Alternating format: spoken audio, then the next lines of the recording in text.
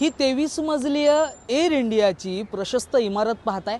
हो, ही माझ्या मागची इमारत, ही आता एअर इंडियाची इमारत म्हणता येणार नाही आहे, कारण की आपण जर पाहिलं तर मंगळवारीच एक व्यवहार झाला 1601 कोटी रुपयांचा, आणि ही इमारत एअर इंडियाकडून थेट महाराष्ट्र शासनाला, म्हणजेच महाराष्ट्र शासनाची आता ही इमारत झालेली आपल्याला पाहायला मिळते। 1974 साली हे देशातील एअर इंडियाचं मुख्य हेडक्वार्टर होतं।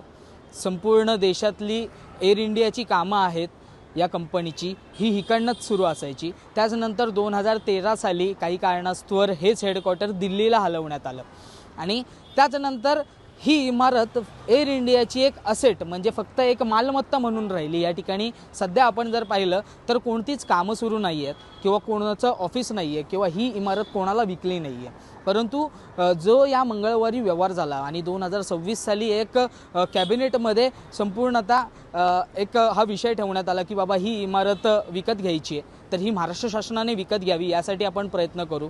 तर हेच प्रयत्न आपण जर पाहिलं तर महाराष्ट्र शासनाचे आता यशस्वी झालेले पाहायला मिळतात। मागच्या मंगळवारच्या कॅबिनेटमध्ये संपूर्णतः हा व्यवहार जो येतो ह्या ठिकाणी मार्गी लागला, आणि त्यानंतर 1601 कोटी रुपयांनी ही इमारत महाराष्ट्र शासनाची झालेली पाहायला मिळते। कालच मंत्री, म्हणजे सार्वजनिक बांधकाम मंत्री शिवेंद्रराजे भोसले यांनी या इमारतीची पाहणी केली। या इमारतीची एकंदरीत संपूर्णतः आता जी झालेली इतक्या वर्षापासून ही इमारत आहे, ऐतिहासिक इमारत म्हटली जाते। जेव्हा जेव्हा मुंबईकर या ठिकाणी फिरायला येतात, किंवा मुंबईत अनेक लोक चाकरमानी फिरायला येतात, तेव्हा ही इमारत देखील एक आकर्षणाचं क्षण किंवा आकर्षणाची एक केंद्रबिंदू ठरलेली इमारत असते। त्याचमुळे ही फार पूर्वी जुनी इमारत आहे, त्यामुळे याचं संपूर्णतः सुशोभीकरण केलं जाणार, याची डागडुजी केली जाणार। सध्या आपण जर पाहिलं तर या इमारतीची परिस्थिती आत्ता देखील या ठिकाणी वर्कर्स आहेत, वर्कर्सच्या माध्यमातून या ठिकाणी बांबू बांधले जात आहेत, आणि त्यानंतर संपूर्णतः सुशोभीकरणाचं काम आणि डागडुजी करण्याचं काम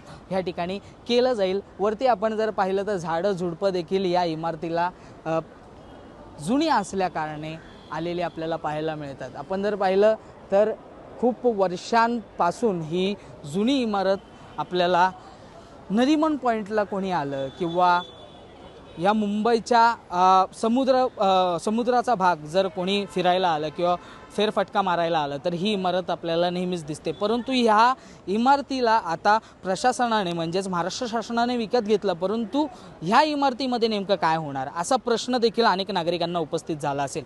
तर ह्या इमारतीमध्ये मंत्रालयीन कामं चालणार, म्हणजे मंत्र्यांची दालनं असतील, ज्या पद्धतीने मंत्र्यांची दालनं ही मंत्रालयामध्ये आहेत त्याच पद्धतीची मंत्र्यांची दालनं असतील, त्यांच्या खात्या संबंधित जे काही अधिकाऱ्यांची दालनं असतील ती ह्या ठिकाणी याच आता 23 मजलीय या इमारतीमध्ये, ऐतिहासिक इमारतीमध्ये आपल्याला होताना पाहायला मिळतील। आणि त्याचमध्ये आपण जर पाहिलं तर याची संपूर्णतः कामकाज कधीपासून सुरू करण्यात येईल, तर याचं संपूर्ण कामकाज वर्षभर तरी सुरू व्हायला लागेल, कारण की 15 ऑगस्ट रोजी ही संपूर्णतः आता ही जी इमारत आहे याची डागडुजी करणार, त्याचनंतर आतमध्ये फिटिंग्स असतील, विद्युत रोषणाई असेल, या सगळ्याचं काम हे अधिकाऱ्यांनी चोख पद्धतीने करावं, आणि कुठलाच हलगर्जीपणा यामध्ये होऊ नये। आणि ऐतिहासिक इमारत आहे, ही ऐतिहासिकच राहिली पाहिजे, आणि महाराष्ट्र शासनाला शोभेल असं वैभव ह्या इमारतीचं बनवावं, असे थेट आदेश आपण जर पाहिलं तर मंत्री शिवेंद्रराजे भोसले यांनी संबंधित अधिकाऱ्यांना दिलेले पाहायला मिळतात। तर या संपूर्ण बिल्डिंगची डागडुजी असेल किंवा या इमारतीचं सुशोभीकरण असेल, यासाठी आपण जर पाहिलं तर अनेक संस्था आहेत ज्यांच्या माध्यमातून अशा पद्धतीची सुशोभीकरणाची कामं केली जातात, तर त्या संस्थेचं देखील मार्गदर्शन घेण्यात यावं असं थेट मंत्र्यांकडून अधिकाऱ्यांना सांगण्यात आलेलं आपल्याला पाहायला मिळते। सध्या ही 23 मजली इमारत आपण जर पाहिली तर गेल्या अनेक वर्षांपासून प्रलंबित हा विषय होता, बाबा ही इमारत कोण विकत घेणार, नेमकं बाबा हा विषय जो आहे तो मार्गी लागणार का, किंवा महाराष्ट्र शासनच या इमारतीला विकत घेणार का। तर हो, हे खरं झालं। आपण जर पाहिलं तर आत्ता या इमारतीचं संपूर्णतः जे काही परिसर आहे किंवा ही इमारत आहे हे संपूर्ण आता महाराष्ट्र शासनाच्या ताब्यात आलेलं आपल्याला पाहायला मिळतंय।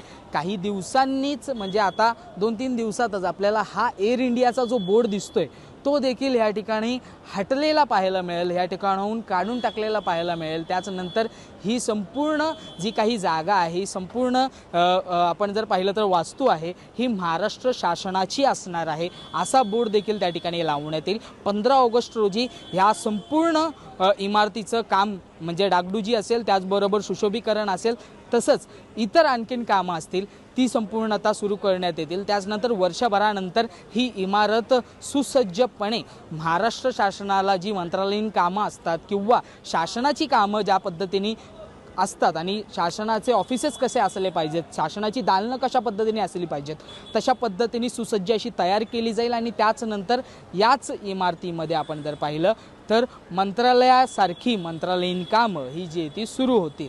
त्याच पद्धतीने आपण जर पाहिलं तर मंत्रालयात ज्या पद्धतीने सुरक्षा व्यवस्था आहे किंवा संपूर्णतः जाताना आपल्याला म्हणजे एखादा व्यक्ती जर मंत्रालयात जात असेल तर त्याला आपण जर पाहिलं तर मोठ्या प्रमाणामध्ये चेकिंग करावी लागते। मग त्याच्या बॅगेमध्ये काय आहे, त्यापासून त्याच्या खिशामध्ये काय आहे, याची संपूर्णतः तपास पोलिसांच्या माध्यमातून केला जातो। तर त्याच पद्धतीने ह्या ठिकाणी देखील तपास तशाच पद्धतीने केला जाईल आणि जी नागरिकांची सुरक्षा आहे त्याकडे देखील तशाच पद्धतीने म्हणजे मंत्रालयात ज्या पद्धतीने सुरक्षा आहे तशाच पद्धतीची सुरक्षा आपल्याला या ठिकाणी पाहायला मिळेल। त्याचमुळे आता येणाऱ्या काळामध्ये नेमकं महाराष्ट्र शासनाच्या माध्यमातून किती लवकर हे संपूर्ण इमारतीचं काम केलं जात आहे आणि त्याचनंतर कधीपासून मंत्रालयीन कामं ह्या महाराष्ट्र शासनाच्या 23 मजलीय एका ऐतिहासिक एअर इंडियाच्या इमारतीमध्ये सुरू होतील हे पाहणं फार महत्त्वाचं असणार आहे।